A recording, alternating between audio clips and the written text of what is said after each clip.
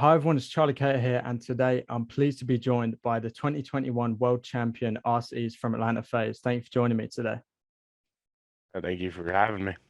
So we'll get straight into things. And first of all, with the biggest question, how does it feel to be a 2021 CDL World Champion? Um, it feels great. I think a lot of stress is off the shoulders now because of how pressure we were to have this team and how it was made. And now it's just time to relax and enjoy the off season. Yeah, and this isn't your first World Championship. If we go back a few years ago to 2019, you won it with your current teammates Simp and aBeZy under E United. After you joined the Huntsmen in 2020, did you sort of always expect to be teaming with Simp and aBeZy again in the future at some No, point? not at all. I didn't think I was gonna because me and Tyler stayed they had a solid roster, I had a solid roster, and I just never thought I was gonna ever go back to that. So but when an opportunity came, I was like, it's just something I gotta go with or I gotta try because I want to be a Maniar. They had no Maniar. It was just like the stars aligned and it was kind of like a perfect setup. And it just I'm just glad to be back to the boys. As Yeah, Chris said after we won, we're fucking back.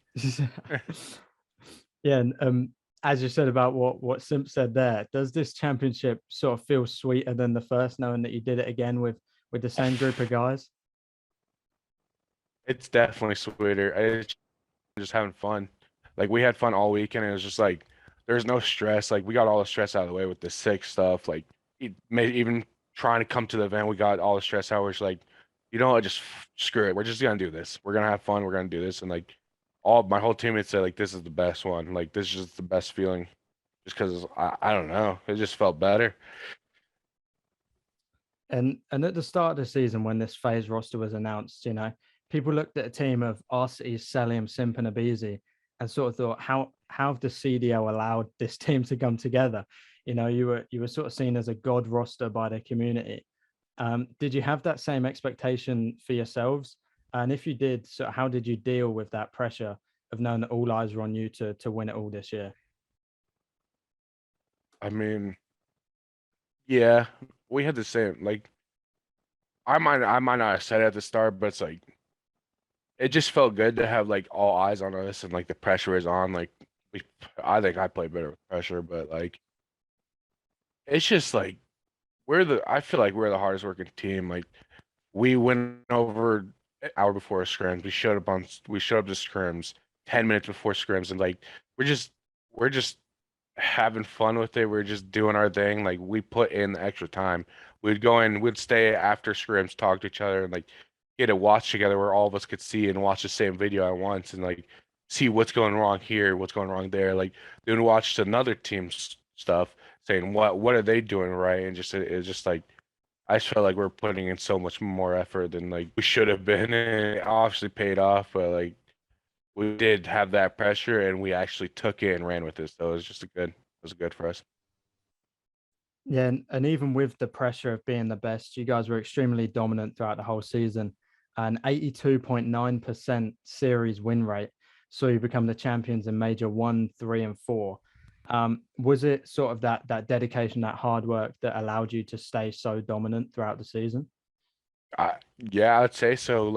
Our scrim percentage is around 80% too. So because Austin Easy Max, shout out to him, he does all the work, and it's I'm pretty sure our percentage win scrims was very good to our percentage around matches. So it's what we did in scrims obviously worked out, and we showed it in matches, and a lot of people don't scrim how they play. And I feel like this is one of the teams that we actually scrim how we play, and it's I don't even know. It's a great feeling. It's a great feeling. Just not even to, just win with these. It's just to show what we did in scrims, and it actually paid off. That's the best feeling. Yeah, and while you guys were very good throughout the whole season, stage 3 was a standout stage for yourself. You dropped a year high 1.21 KD in the groups and a 1.13 in the major. It wasn't an easy group either. You had the likes of New York, Optic, Thieves, London, and Surge in there. Can you remember why you were so dominant yourself in stage 3? Was there something that you switched up heading into that stage? Um, no, I just feel like it was just one of those things where I had to do it. I don't. I don't know what happened, but I just remember like I was telling my brother, I was like, it's just I gotta take over. So I don't know if there's something wrong with my teammates. I can't remember like that. All this whole year's been a blur, but like I just showed that I could.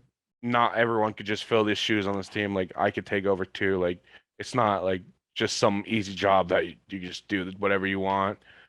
But then again, like after that major, I went like I know my role, so it's like I know what I have to do, and like I'm not gonna have the flashy stats like everyone else on this team. Like four of us can't just be just frying everyone in this. It's like 3-0, 3-0, 3-0, like no one's even touching us, and it showed like a lot through the year that we could do that, but it's like not against every good team we can. So they started becoming like a lot harder matches towards the end of the year, and again in like majors and at champs, we didn't play those teams where it's like we could just absolutely smoke them and not like just stat past or pat our stats. So it's like I know what I had to do for the team for the last couple majors, and I feel like I did a pretty good job. Besides Major Five, Major Five was not good. Well, that's the next talking point here. You know, Major Five, you're a big moment in your guys' season, the loss to Seattle Surge. What went wrong in this matchup? And how were you feeling after it? And what did you discuss and maybe change heading into the major, champs Well, even? after losing to Seattle, it was just a wake up call. I think that whole major, the whole stage five, I think we didn't play like we should. We could have got better scrims in, and we all know that. We all know we kind of lacked off, and it was just we showed some of the worst hard point. We couldn't beat Seattle on hard point. We didn't beat Minnesota on hard point. Yeah, we actually went 0-4 on hard points. What the hell? Oh, we are ass. But it's just like we just got lazy. Like that was like I'd say like because I was like I was frustrated. I like kept saying like, yo, okay, we're not gonna do shit if we're just keep playing like this because like we're winning match for like 10 and we're like, yo, it's like these guys are ass. In reality, like we should be doing better. Like we got egos and just it showed. But I don't know. Major Five was definitely a wake up call for us, and all of us woke up. Yeah, and you went into champs as favorites still, even after that loss to Surge in Major Five, and you came out sort of with a vengeance, delivered two quick 3-0s to reach the grand finals. What was your mindset like after those first two matches? Did you sort of think maybe it was already over and you'd won it if you kept that level of gameplay up? Yeah, I think for sure, especially after playing in New York. I think especially with these guys, I didn't play Dallas last year, but getting Clay first round and getting Dallas Empire again second round was just a great feeling for us. Like those guys, there was a lot of talk. Name was said over and over that Dallas is gonna redo it all again this year. And it's like, no, the fuck they're not. We're stopping these guys. But like I wasn't a part of that team last year, so I didn't know how much anger there was going in that match. But this guy Tyler was seeing red the whole time. I saw him at Starbucks picking up a little coffee in the morning. This guy had demon eyes, I swear to God. But it's just again, it was like in Clay and Dallas, and those guys were the ones that did it last time versus them. So we're like, yeah, we're stopping them this time for sure. Like no one's getting a two-peat on us. So I mean, we knew it was in the bag as soon as we threw out the first team, and we played Dallas. Like we actually like played Dallas's best maps, and we did not care. We did it on May State or Major One too. Like we played their best maps. So we're like, dude, we're the better team here. We're just gonna do what we want, and we actually smoked. Like I'm pretty sure in scrims, like we didn't beat them that bad ever. Then we played on stage, and they just got absolutely smoked. And last night, FaZe released the comms of the winning moment, and you can hear you shouting, "Sort of, this is our ring, this is our ring." Could you walk me through how you were feeling during those final moments of the match when you saw that confetti come down, the victory on your screen, and you knew you were a two-time world champion? It's good to be back. That's all. That's all I know. It's the rough Major Five, being sick. It sucked. So that feeling right there was just made it so much better. Just going through all that shit with the boys, like all of us, just being sick in Atlanta, and Chris just vibing out over there. It's just made everything better, especially with the coaches all being there. Like that's the first time all four of them were there. Dante in the back, like yeah, if we lost and all five, like all nine of us just sat in the back with their Paul and Eric, the owners of FaZe, are just sitting there, been like, "What the fuck?" And especially like I was super hyped because for the map before was like we threw that shit. Like we've ended every win on raid S&D, and we thought we were gonna do it again, but then we just did.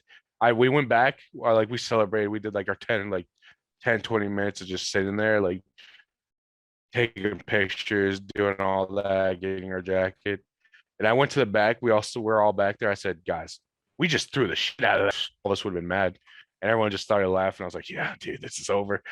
So it just, especially ending on APOC hardpoint, like everyone thought we're ass at that map for a while. And like our scrims, like we're 100-point clubbing a lot of teams on that map. And it's like, we're so confident on that. And no matter what side we play on, because there's always a good side and a bad side. We're just absolutely smoking everyone. Yeah, and an extremely dominant season saw Atlanta FaZe win just under $2 million in prize money this year. What on earth are you going to be spending that on? What do you have planned with your part of the nearly 2 mil? And what does the off season look like for you? I'm gonna be moving into place with Preston, and I'm getting out of Georgia for a little bit. I think I'm done with the traveling for a little bit. So I'm taking a thing on my mind.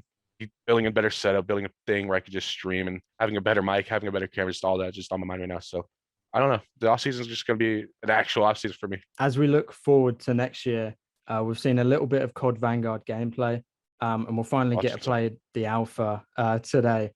Have you or any of the competitive players got hands-on with the game yet, or had any input with competitive aspects that you can share? Honestly, I have no fucking clue. I just have been talking to my team recently, and I have no idea. I know we didn't get an opportunity, so at the end of the day, it doesn't matter what other people say. We're gonna play the game. We're gonna play the game, and we're probably gonna have complete different opinions on it because we're not a team that just like looks at the negatives. We're a team that's gonna be looking at the positives of the game. Like obviously, we're gonna notice the negatives, but it's like if you're negative about a game, you're not gonna enjoy playing it. If obviously the MW mechanics were really good. World War II, it wasn't the prettiest game, but like I've seen worse. I've seen worse. So I actually enjoyed World War II a lot. I really hope there's a trophy system in this game because getting native is not fun. But other than that, like I'm just excited. I'm excited to be playing with the boys again. Like it's been over a week, and I'm just excited to be back with these guys. And finally, to finish it off, if there were one or two things that you'd love to see in Vanguard, either casual or competitive, so what would they be and why?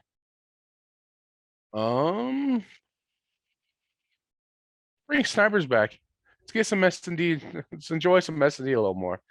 Obviously, competitive people enjoying COD again. Like I feel like it's been years since a competitive person's been like, yo, these pubs are fun as hell. Like I haven't heard anyone say that, and hopefully, like with this new era coming in, like everyone's doing more YouTube videos, and like we just see more of the scum videos of like people sweat betting, like the 88 knows, and like people actually trying to be. I don't want to say the next scump, but the next big thing is like no one's gonna be scump. No one's gonna be Seth ever again.